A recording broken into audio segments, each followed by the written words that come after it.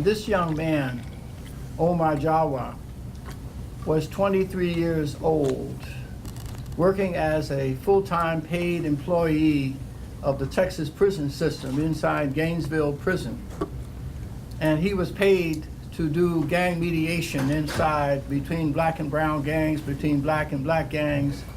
And I was impressed with the fact that as a full-time employee, he was also trusted by all of the inmate factions. And he roamed freely in that environment, resolving conflicts.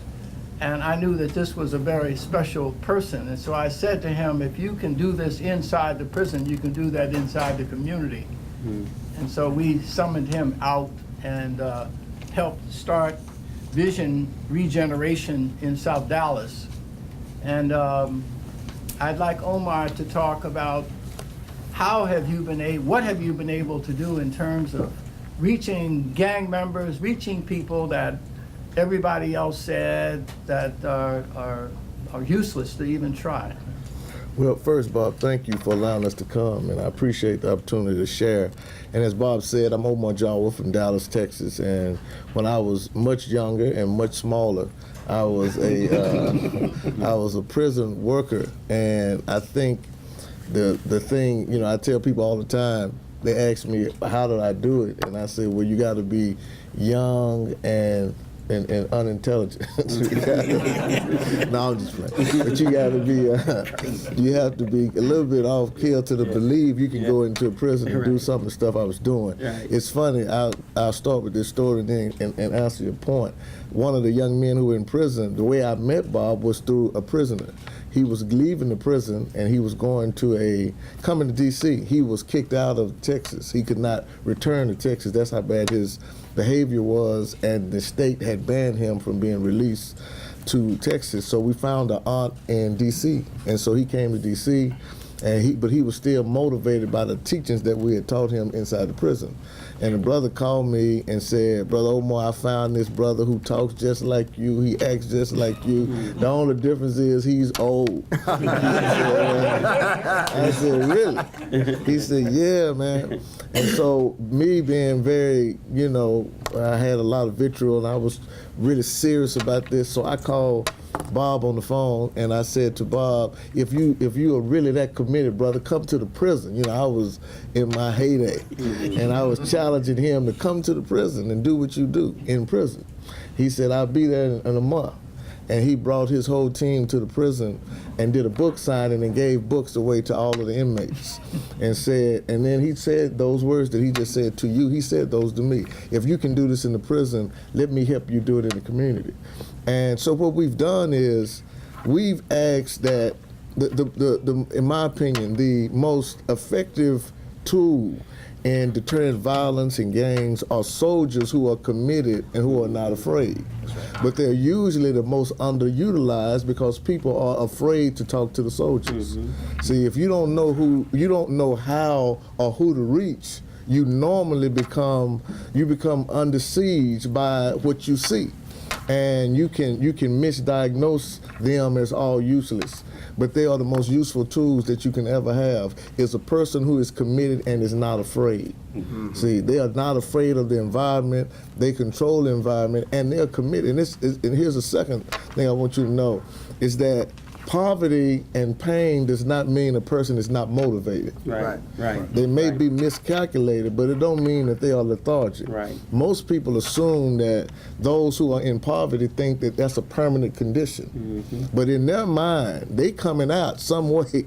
It just depends on if you are able to help them reach their goal of resuscitation, revival, money, whatever they're trying to do. You have to have someone who is saying your motivation is not wrong, your tactics are. I used to tell young men in prison, I said, your character is flawed, but your characteristics have a market advantage. If I can help shape your character, would you let me use your characteristics as a leader? And they would say yes, because I never forget, I did a Bloods and Crips peace treaty. And the way we did our peace treaty, and the Bloods and Crips were a major gang in our area, And I asked all of those brothers, I said, I need to do an anecdotal diagnosis of you. I said, this is not sociology, this is just my anecdotal diagnosis. I said, how many of y'all have baby mama trouble? Everybody raised their hand. Mm-hmm. I said, how many of y'all have money trouble? They raised their hand. I said, how many of y'all running from the law? I said, well, just from an anecdotal diagnosis, what you doing ain't working.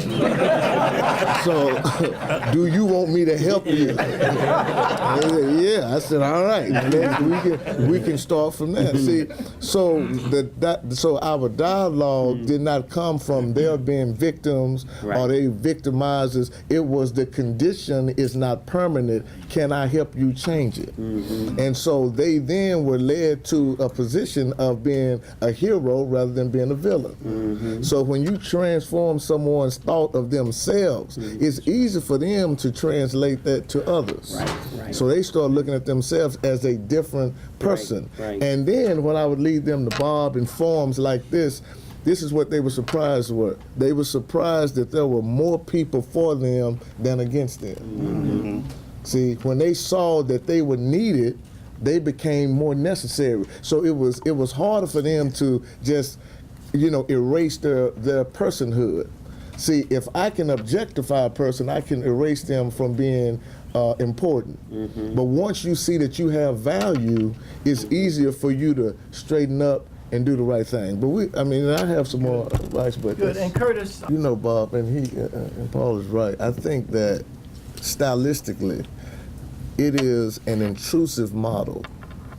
I tell people that the difference between what we do and what other people do is, I won't be that crude because you got cameras here, so I won't be that crude. But I just said like this, we are not this far away. We are very close to the people who are being treated. Mm-hmm. So what has to happen is you have to get, in the scripture, Jesus had a girl who was, and he said she was not dead, she was sleeping. Mm-hmm. Other people laughed.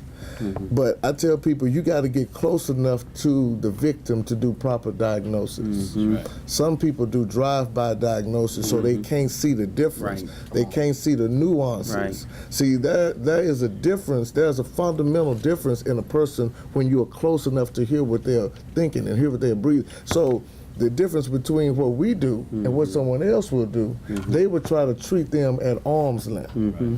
See, and you cannot do that when you have critical behavior changes that you're trying to do. So it really doesn't matter if you have high education, if you're from the hood.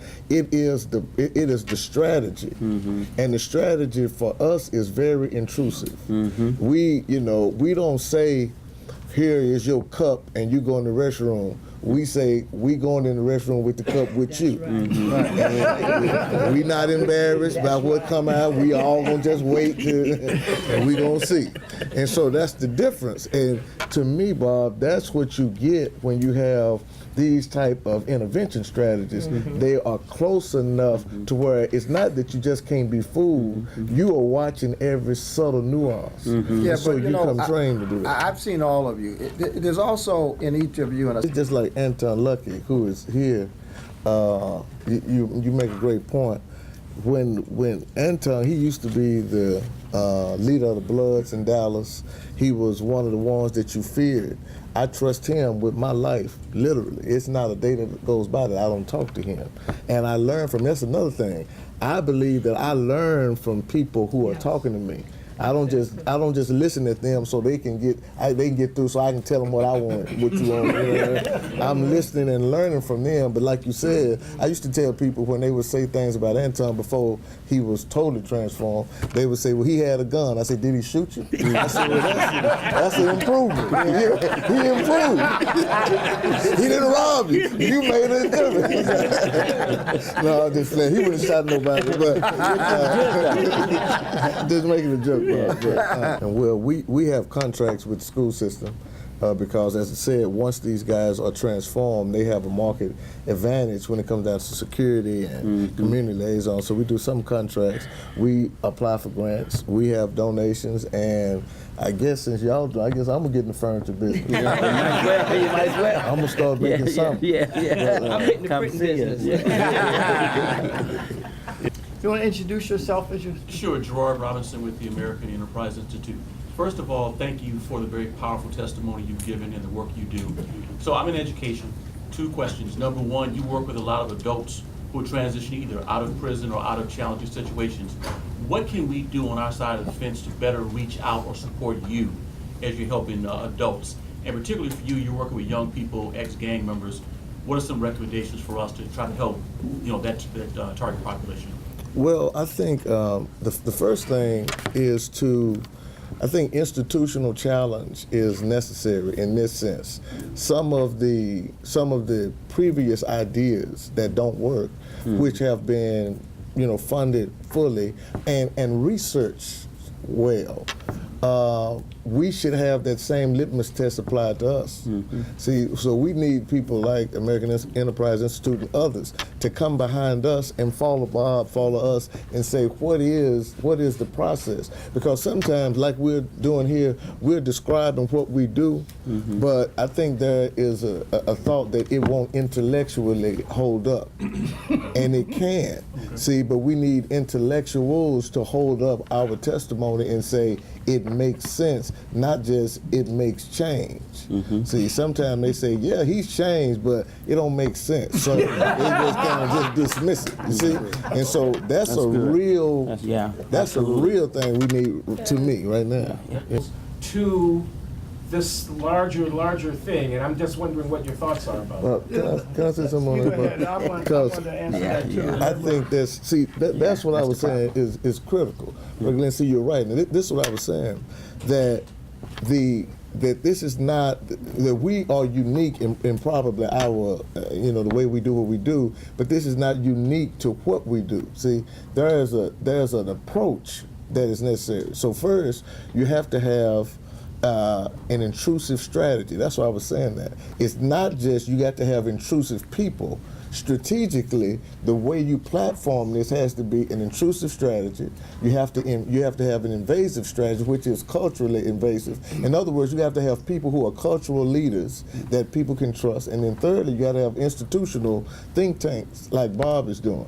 And so what that does is it gives you the platform by which you can really build the scale. But if you do it just anecdotally, just going to different neighborhoods trying to figure it out, you can't do it. And then it is going to bring some people that are not as potent, but every team has some weak links. But at least you have a team to build from. And I think that if we do it that way, see, if we say, this is an example. If you say, every program that you perform, whether it's drug rehabilitation, pregnancy reduction, whatever you want to call it, every program that we do must have an intrusive model and define what an intrusive model is. You will then be able to really propagate the right type of people to come to that type of program. You see what I'm saying? See, if the practitioners are that way, then you will give you can scale it up that way. See, it's not only one Anton, he's the best, but it's hundreds of thousands of them. You see what I'm saying? Yeah, let me just